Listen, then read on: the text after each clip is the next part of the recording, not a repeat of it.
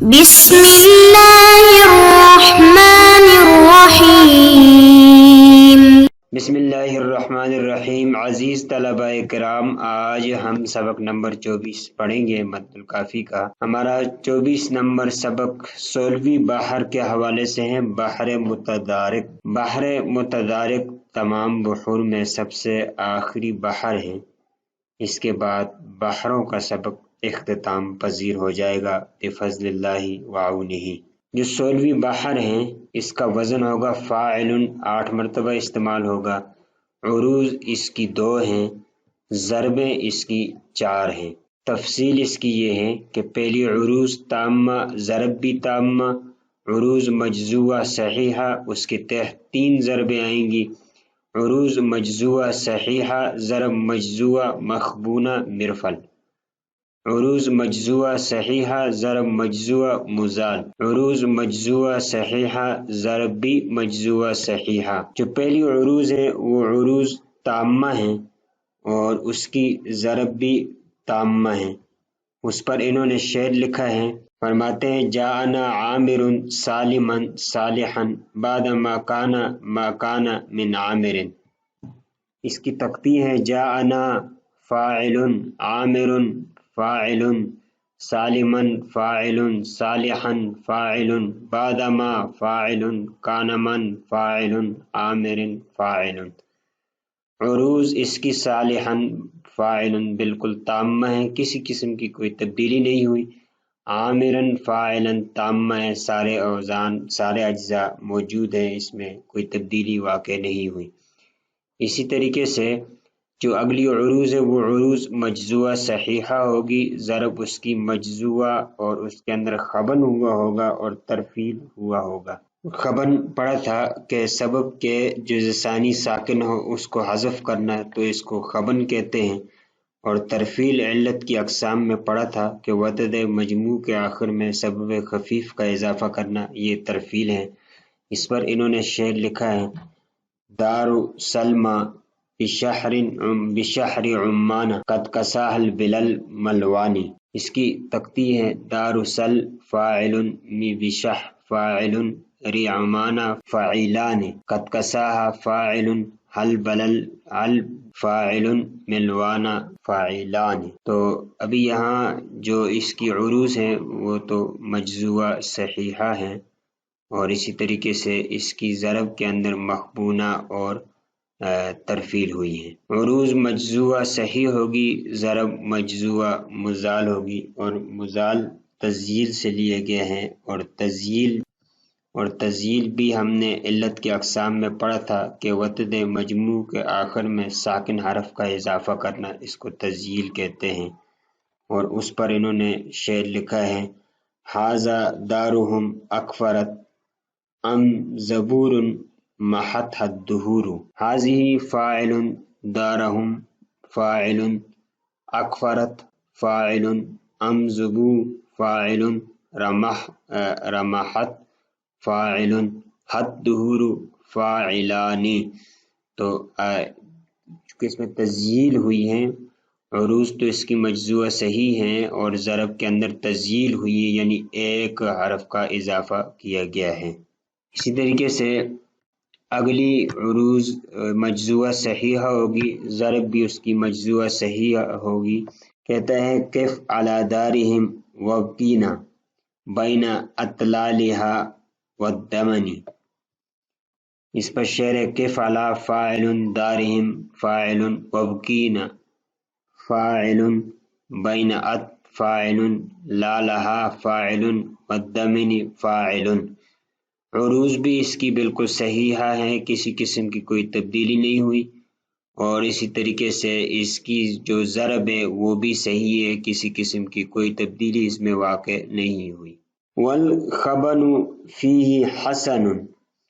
اس کا مطلب یہ ہے کہ یہ جو اشعار ہم نے ماقبل میں پڑھے ہیں، ابھی جو ہم نے ماقبل میں پڑھا ہے، تو اس کے اندر خبن کرنا حسن ہے، یعنی آپ اس کے اندر خبن کر سکتے ہیں، یہ زیادہ اچھی بات ہے، یہ شعر کے اندر مزید حسن پیدا کر دے گا۔ خبن کرنے کے ساتھ اگر آپ کسی شعر کے اندر خبن بھی کر لیں تو یہ شعر کے اندر مزید حسن پیدا کرتا ہے۔ اس پر انہوں نے ایک مثال دی ہے، فرماتے ہیں کہ قرۃ طرحت بسوالجۃ فتلقفها رجل،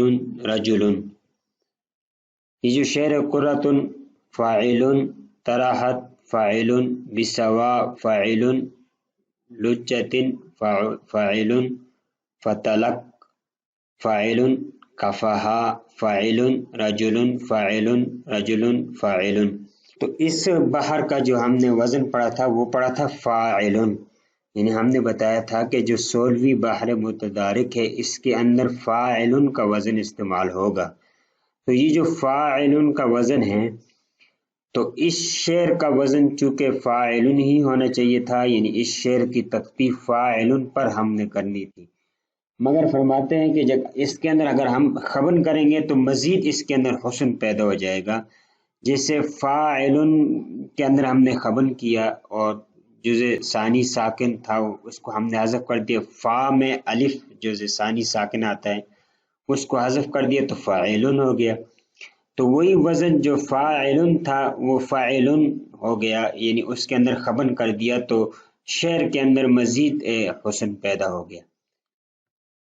اسی طریقے سے والقطع فی حشو، تو ہم نے ماقبل میں بتایا تھا کہ ہر شعر کے اندر 2 مصرے ہوتے ہیں، پھر پہلا مصرع جو ہوتا ہے وہ صدر کہلاتا ہے، دوسرا مصرع عجز کہلاتا ہے، پھر صدر کا جو آخری جز ہوتا ہے اس کو عروض کہتے ہیں اور عجز کے آخری جز کو ضرب کہتے ہیں، یعنی پہلے مصرے کے آخر کو عروض، دوسرے مصرے کے آخر کو ضرب کہتے ہیں۔ یہ تو ہم نے ماقبل میں پڑھا تھا۔ تو یہ کسی بھی شعر کے اندر یعنی اس کی عروض اور اس کی ضرب کو اب تک ہم نے دیکھا ہے، تمام بحروں میں اس کی عروض کو دیکھتے تھے اور اس کی ضرب کو دیکھتے تھے۔ عروض اور ضرب کے علاوہ اشعار میں جو دوسرے الفاظ ہیں جن کی تقطیع تو ہم کرتے ہیں لیکن ان کی ہم تعین نہیں کرتے کہ ایک وزن باہر کے شروع میں ہم مقرر کر دیتے ہیں اور اسی وزن پر اس کو رکھ دیتے ہیں، باقی عروض اور ضرب کے اندر ہم نے تقطیع کرنی ہوتی ہے اور ہم نے وہ جو خاص قسم کی عروض ہے یا خاص قسم کی ضرب ہے اس کے اوپر لانا پڑتا ہے۔ تو عروض کسی بھی شعر کے اندر عروض اور ضرب کے علاوہ دوسرے جو الفاظ موجود ہیں ان کو خشو کہتے ہیں، تو ان کے اندر تقطیع کرنا، قطع کرنا، یہ بھی ایک اچھی بات ہے، اس سے شعر کے اندر مزید حسن پیدا ہو جاتا ہے۔ اس پر انہوں نے شعر لکھا ہے، مالی مال الا درہم او برزونی ذاک الادہم، مالی فاعل، مال فاعل، الا فاعل، درہم فاعل، اوبر فاعل، زونی فاعل، ذاک الفاعل، ادہم فاعل۔ تو اب یہ دیکھو عام طور پر جو قطع یہاں فاعل ہونا چاہیے تھا، اس لیے کہ ہم نے تو 16ویں بحر کے اندر جو وزن پڑا تھا وہ فاعل کا وزن پڑا تھا، یعنی بحر متدارک کے اندر فاعل کا وزن استعمال ہوگا، لیکن یہاں پر وہ عروض اور ضرب کے علاوہ بھی یہاں اس کی عروض درہم بنتی ہیں اور ادہم اس کی ضرب بنتی ہے، لیکن ہم نے صرف یہاں تقطیع نہیں کی بلکہ اس کے علاوہ جو دوسرے فاعل یہاں سے ہم نے تقطیع کرنا شروع کر دی اور مکمل اشعار کے اندر ہم نے قطع لایا، یعنی سب کو آخر سے نون کو ہم نے کاٹ دیا، سب کے آخر سے نون کو کاٹ دیا۔ تو اس درہم اور اس ادہم کے علاوہ باقی جو الفاظ ہے شعر میں، جیسے مالی، مال الا، او برزونی ذاکل، یہاں تک یہ جو الفاظ ہیں یہ الفاظ خشو کہلاتے ہیں، ان کے اندر ہم نے قطع کر دیا۔ اس سے پہلے کسی بحر کے اندر ہم نے خشو کے اندر تقطیع نہیں کی تھی، خشو کے اندر ہم نے اوزان، وہی جو مطلق اوزان ہوتے ہیں وہ اس کے اوپر باہر کو بنا تقطیع کر لیتے، باہر کے جو وزن ہے اس کے اوپر تقطیع کر کے صرف عروض اور ضرب کے اوپر ہمارا فوکس رہا ہے اور اسی پر ہم نے بات کی۔ تو خشو کے اندر بھی قطع کرنا یہ بھی اچھی بات ہے، وہ بھی اس شعر کے اندر جیسے کر دیا، تو اب تمام اوزان کے اندر تقطیع کر دی اور نون کو کاٹ دیا ہے۔ اسی طریقے سے اجتماع کا مطلب ہے کہ آپ قطع اور خبن دونوں کو ملا بھی سکتے ہیں، جس ترتیب سے پہلے ہم نے خبن کے حوالے سے پڑھا کہ اشعار کے اندر آپ خبن بھی کر سکتے ہیں، اور خبن کے بارے میں آپ نے پڑھا ہے کہ زحاف کے جز ثانی ساکن ہو اس کو حذف کرنا، تو قطع اور خبن دونوں کسی شعر میں آپ اکٹھا بھی کر سکتے ہیں، اور کسی شعر کے وزن میں یہ اکٹھا بھی ہو سکتے ہیں۔ اس پر انہوں نے یہ شعر لکھا ہے: زمت ابل للبین زحن فی غور تہامت قد سلکو۔ زمت فاعل، ابل فاعل، للبی فاعل، نہ سحن فاعل، فی غو فاعل، رتہا فاعل، میتن قد فاعل، سلکو فاعل۔ تو اب آپ یہاں دیکھیں کہ پورے جتنے اوزان ہیں اس اوزان کے اندر کہیں بھی آپ کو فاعل کا وزن، جو کہ باہر متدارک کا اپنا وزن ہے فاعل، وہ یہاں پر آپ کو نظر نہیں آئے گا، بلکہ فاعل کو فاعل کر دیا، خبن ہو گیا، یعنی جز ثانی ساکن کو ہم نے حذف کر دیا تو فاعل سے فاعل ہو گیا۔ اسی طریقے سے فاعل کے نون کو ہم نے ختم کر دیا، قطع کر دیا تو فاعل سے فاعل ہو گیا، یعنی قطع اور خبن دونوں اس شعر کے اندر اس کو جمع کر دیا گیا، تو یہ بھی حسن ہے اور ایسا بھی ہو سکتا ہے۔ تو یہ ہماری 16 بحروں کا اسباق مکمل ہو چکے ہیں۔ ہمارے اگلے سبق کے اندر تمام بحروں کا ایک خلاصہ آپ کے سامنے پیش کیا جائے گا، جس کے اندر تمام بحروں کے نام، ان کی عروض کتنی ہیں، ان کی ضربیں کتنی ہیں، اور ان کے اندر اوزان کون کون سے استعمال ہوئے ہیں۔ تو یوں ہمارے بحور کا سبق اختتام پذیر ہوا، اور بحور کے سبق کے اختتام پذیر کے ساتھ الباب الاول الباب الثانی بھی ہمارا ختم ہو گیا۔ آگے ہمارا سبق الخاتمہ فی القاب الابیات وغیرہ کے بارے میں ہوگا۔